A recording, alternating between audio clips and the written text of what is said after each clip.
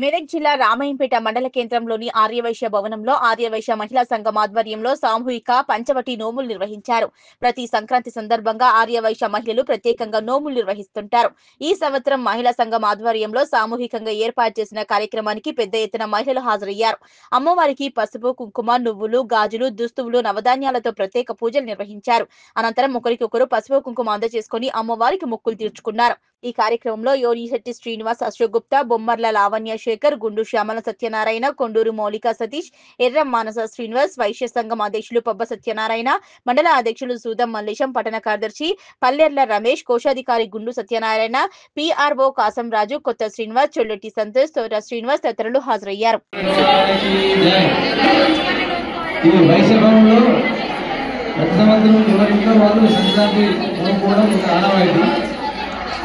కాకపోతే ఈసారి మహిళా విభాగం నుంచి అందరూ ఏకమై ఈ సంక్రాంతి రోజు సామూహికంగా ఉమ్మడిగా చేసుకున్నామనే ఉద్దేశంతో ఇక్కడ అన్ని రకాల చాలా రకరకాలైనటువంటి వస్తువులు తీసుకొచ్చి సామూహికంగా ఇక్కడ ఈ యొక్క సంక్రాంతిను తీసుకోవడం జరుగుతుంది.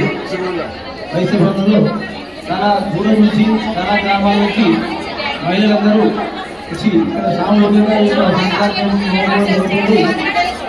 దీనివల్ల అందరికీ కూడా ఏంటంటే ఐకమత్యం అనేది పెరుగుతుంది.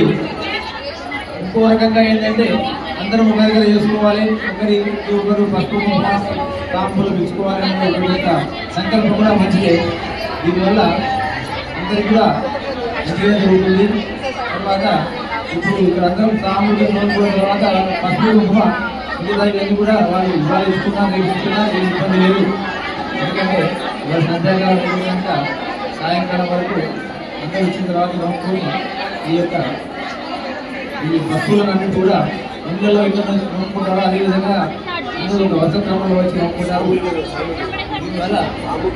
దీనివల్ల లోకక్షేమము యొక్క ఆలోచనతోని జరుగుతుందని చెప్పి ఆ కనక పరమేశ్వరి మాత నగరేశ్వర భగవాన్ వీళ్ళందరూ కూడా ఆయుధారోగ్య ఇష్టం ఇవ్వాలని చెప్పి అది భగవాన్ని ప్రార్థన చేస్తున్నాము. కన్యకా పరమేశ్వరి మాత की जय।